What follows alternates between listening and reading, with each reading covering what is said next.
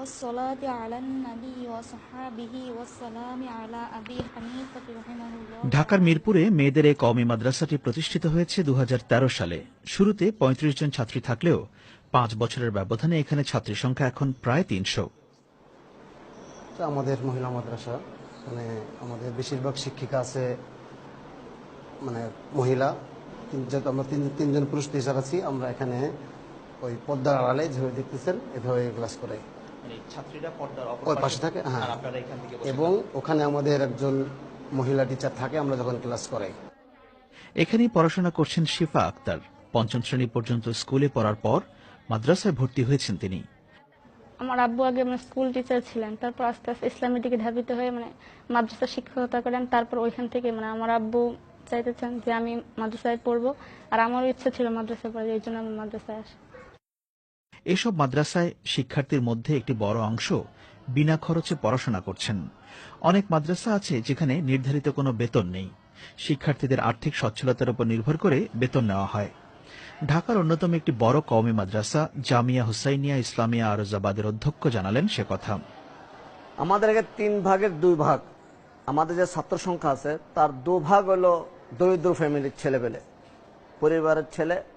তো তাদের দুবেলা খাবার সহ প্রয়োজনীয় চিকিৎসা, পোশাক এবং কিতাব সরবরাহ, পড়ার জন্য যে সমস্ত পাঠ্যপুস্তক যে আছে, তাদের বই আছে, কিতাব আছে, এগুলো আমরা মাদ্রাসা থেকে ব্যবস্থা করা হয়, প্রতিষ্ঠানের পক্ষ থেকে ব্যবস্থা করা হয়। ঢাকার মিরপুরের বাংলাদেশের একটি অন্যতম বড় মাদ্রাসার হিফজুল কোরআন বিভাগ হচ্ছে এটি। এখানে যাদের দেখতে পাচ্ছেন তারা সবাই কোরআনে হাফেজ হবেন এমনটাই আশা করা হচ্ছে। কওমি মাদ্রাসাগুলোতে সাধারণত 2 ধরনের পড়ানো হয় শুরুর দিকে, একটি হচ্ছে হিফজুল কোরআন বিভাগ, অন্যটি কিতাব বিভাগ। সব মিলিয়ে এই কওমি মাদ্রাসার শিক্ষা শেষ করতে একজন ছাত্রের 15 থেকে 16 শিক্ষাবর্ষ সময় লাগে, এমনটাই বলছেন এখানকার শিক্ষকরা। এসব মাদ্রাসায় এতিম কিংবা দরিদ্র শিক্ষার্থীদের আধিক্য যেমন আছে, তেমনি সমাজে আর্থিকভাবে সচ্ছল পরিবারের সন্তানরাও আছেন। তবে উভয় ক্ষেত্রেই ধর্মীয় প্রভাব একটি বড় কারণ হিসেবেই দেখা যাচ্ছে। আমার বড় ছেলে ডিজাইন ইঞ্জিনিয়ার চাকরি করতেছে অলরেডি, আর বড় মেয়ে মাস্টার্স ফাইনাল ইয়ারে আছে, আর ছোট মেয়ে মেডিকেল 4th ইয়ারে আছে। আর এই ছোট ছেলেদেরকে মাদ্রাসা হেফজ বিভাগে দেওয়া হয়েছে। একটা কিন্ডারগার্টেনে বুঝিনি অনেক ব্যয় করতে হয়, তো তুলনামূলক এখানে তত কিছু ব্যয় করতে হয় না।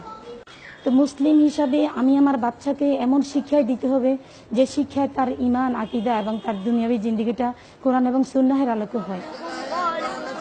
কওমি মাদ্রাসার যারা সমালোচক, তাদের দৃষ্টিতে এসব প্রতিষ্ঠান নিয়ে নানা সমালোচনা থাকলেও বাংলাদেশের সমাজের বাস্তবতা ভিন্ন বিষয়ের ইঙ্গিত দিচ্ছে। শিক্ষা ব্যবস্থা বিষয়ে বিশ্লেষক রাশেদা কে চৌধুরী মনে করেন, কওমি মাদ্রাসায় সন্তানদের পাঠানোর পেছনে ধর্মীয় চিন্তাধারার বাইরে অর্থনৈতিক বিষয় জড়িত আছে। মূল ধারার শিক্ষা ব্যবস্থা অত্যন্ত ব্যয়বহুল হয়ে যাচ্ছে ধীরে ধীরে, যেখানে মাদ্রাসাগুলোতে, আর বিশেষ করে কওমি মাদ্রাসাগুলোতে কোনো ধরনের ব্যয় বহন করতে হয় না। আমাদের সমাজে এখনো কিছু কিছু মন মানসিকতা আছে কিছু মানুষের মধ্যে, এটা নিম্নবিত্ত, মধ্যবিত্ত, উচ্চবিত্ত সব পরিবারের মধ্যে আছে, মা বাবাদের মধ্যে, যেটা তারা বলে থাকে না, আমার 3টি সন্তান হলে অন্তত একটিকে আমি ধর্মীয় ধারায় লেখাপড়া শেখাবো। যে কোনো শিক্ষা ব্যবস্থায় সবচেয়ে গুরুত্বপূর্ণ প্রশ্ন হলো কর্মসংস্থান কোথায় হবে। কওমি মাদ্রাসা যারা পড়াশোনা করছেন তারা অবশ্য কর্মসংস্থানের বিষয়টি নিয়ে খুব একটা চিন্তিত নন। কর্মসংস্থান অনেক আছে। ইসলামী সেক্টরগুলোতে কাজ করতে গেলে, বিশেষ করে শিক্ষকতা আমরা সবচেয়ে বড় কর্মসংস্থান মনে করি, সেই সাথে ইমামতি এবং এছাড়াও অনেক জায়গা আছে যেগুলোতে আমরা কাজ করতে পারি। আমি এখন এসেছি ঢাকার লালবাগ মাদ্রাসায়। বাংলাদেশের যে কয়েকটি কওমি মাদ্রাসা সবচেয়ে পুরনো, এটি তার মধ্যে অন্যতম। এখানে প্রায় 1600-র মতো শিক্ষার্থী পড়াশোনা করছেন। এসব মাদ্রাসার সাথে সম্পৃক্তরা মনে করেন, বাংলাদেশের সমাজে ইসলাম ধর্মের প্রতি যে গভীর মূল্যবোধ আছে, সেজন্যই কওমি মাদ্রাসাগুলো চলছে। একজন ইঞ্জিনিয়ার হয়, সে ওই ক্ষেত্রে সে পারদর্শী হয়। একজন ডাক্তার হয়, চিকিৎসা ক্ষেত্রে সে পারদর্শী হয়।